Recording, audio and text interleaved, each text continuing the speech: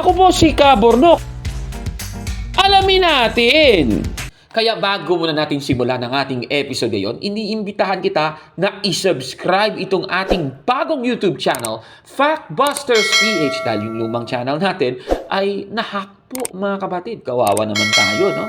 Pero pati rin sana ang isa pa nating YouTube channel, Takasuri PH. Paki-subscribe din yan mga kababayan. Ako naman, sige.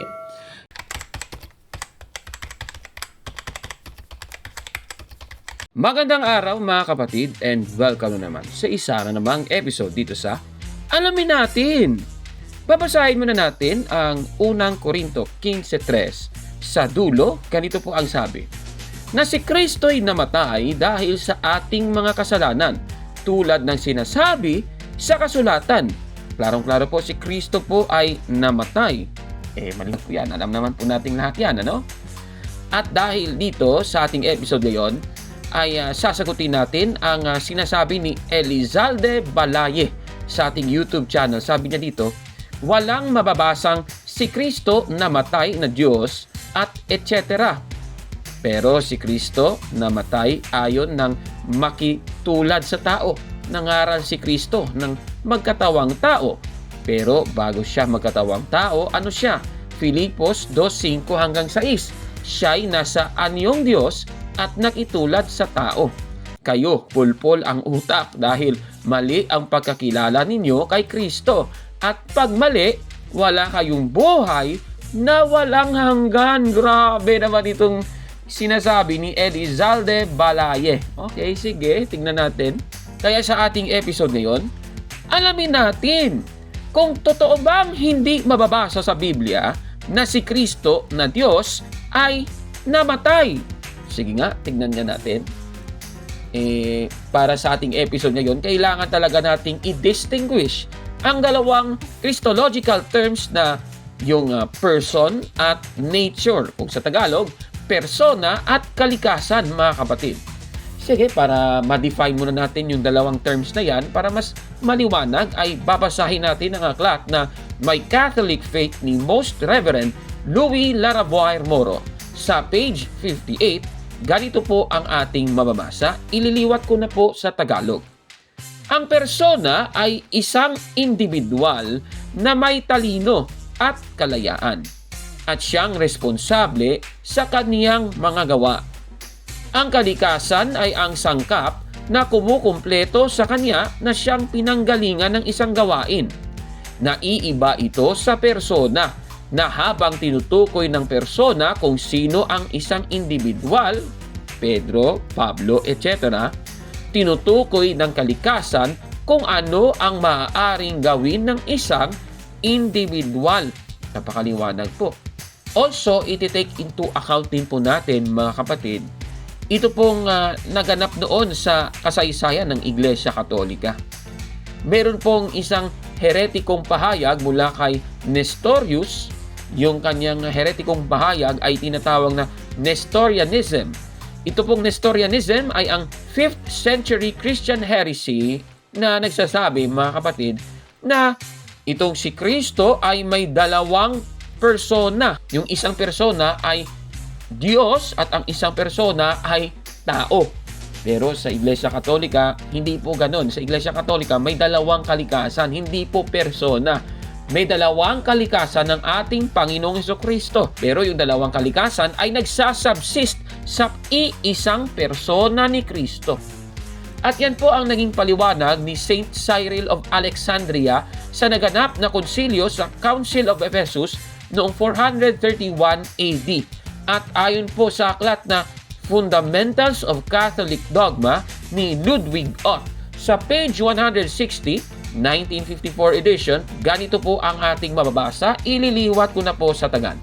Itinuro ng konsilyo sa Efeso noong 431 AD kasama si Saint Cyril of Alexandria laban kay Nestorius na ang pahayag na si Kristo sa banal na kasulatan ay hindi maaaring hatiin sa dalawang persona, ang God Logos at ang taong Kristo, kundi referado lamang sa isang verbo na nagkatawang tao. Habang ang banal na persona ni Kristo ay nabubuhay sa dalawang kalikasan, at maaaring tukuyin ang alinman sa dalawang kalikasang ito. Kaya, ang mga bagay ng tao ay maaaring igiit ng anak ng Diyos at mga banal na bagay ng anak ng tao. Dito po sa nabasa natin ay nakita na natin yung senaryo noon sa naganap na pagpapahayag ng maling aral ni Nestorius, mga kapatid. Especially yung gusto niya kasing ipalabas, tama daw yung term na Christotokos. Ibig sabihin ng Christotokos, Christ bearer. Mali daw yung Theotokos or God bearer. Pero yung sabi ng Council of Ephesus noong 431 AD, talagang tama yung Theotokos na God bearer para i-associate kay Birhen Maria, mga kapatid. Dahil po dito sa Council of Ephesus, nagkaroon po ng tinatawag na condemnation sa aral na Nestorianism, mga kapatid. Bakit natin ito sinasabi sa inyo, mga kapatid? Kasi ganito po yun. Para tayo ay hindi makakomit ng heresy na Nestorianism, mga kapatid, ay tatalakayin natin talaga ito. Ito, una, yung term na ina ng Diyos o Mother of God, mga kapatid. Diba, yung salitang Diyos or yung salitang God, ano ba ang pinagtutukuyan ng salitang ito? Persona ba o kalikasan? Ayon po sa aklat na My Catholic Faith na ating binasa kanina, ang sabi dito, ang persona ay pinagtutukuyan kung sino ang isang individual. Maliwanag po. Base po sa ating nabasa, yung salitang God, sino ba ang tinutukoy dito sa salitang God na ito? Ibig sabihin, yung God pala sa Mother of God, persona. Sinong persona ng God ang tinutukoy dito, mga kapatid? Alam naman po natin, sa aral natin sa Iglesia Katolika, tinawag si Maria na Mother of God dahil ganito ang mababasa sa Catechism of the Catholic Church, paragraph 509. Si Maria ay tunay na ina ng Diyos sapagkat siya ang ina ng walang hanggang anak ng Diyos na tunay na tao at tunay na Diyos. Napakaliwanag po ng ating nabasa. Ibig sabihin, ang salitang God sa phrase na Mother of God, yung pinagtutukuyan ng salitang God ay ang persona ni Kristo, mga kababayan. Puntahan na natin yung ating main topic na maging sagot sa sinasabi kanina nung nag-comment sa ating YouTube channel. Okay. Ngayon, puntahan natin yung phrase na God died. Ang Diyos ay namatay. Sino ba ang tinutukoy ng salitang God na namatay? May mababasa ba sa Biblia na may Diyos na namatay? Babasahin natin ang Hebreo Kapitulo 1, versikulo 3. Dito po sa salin na The Living Bible, ganito po ang mababasa. God's Son shines out with God's glory and all that God's Son is, and thus marks Him as God. He regulates the universe by the mighty power of His command. He is the one who died to cleanse us and clear our record of all sin. Napakaliwanag sa ating nabasa. Ang Diyos Anak, God's Son, meron pala siyang mark as God. Ibig sabihin, God pala yung God's Son na tinutukoy. Diyos din pala. At yung Diyos na yon, He is the one who died. Klarong-klaro po. Ibig sabihin, ang Diyos talaga ay namatay. Ibig sabihin, ang tinutukoy ng salitang God sa phrase na God died ay si Kristo. Persona pala ni Kristo ang tinutukoy dito. Pero meron pong tututol sa ating mga sinasabi. Siyempre, yung mga taga-iglesia ni Kristo ni Manalo. Pero paano ba natin sasagutin ang argumento na sinasabing walang Diyos daw na namatay?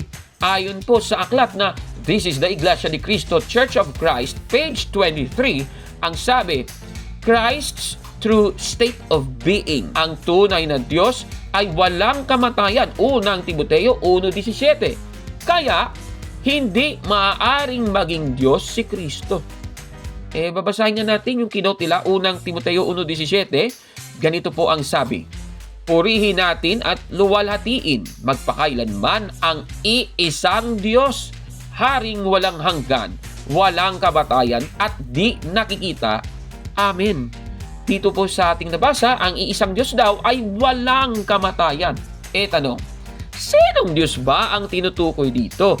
Na ang sabi, haring walang hanggan siya, walang kamatayan, at di nakikita. Sinong Diyos bang tinutukoy? Hindi naman po pwede na ang Espiritu Santo ang tinutukoy kasi ang Espiritu Santo ay hindi po kailanman tinawag na hari sa banal na kasulatan. Wala kang mababasang ganun. Pangalawa, si Kristo naman ay Diyos na nakita na ng mga tao noon.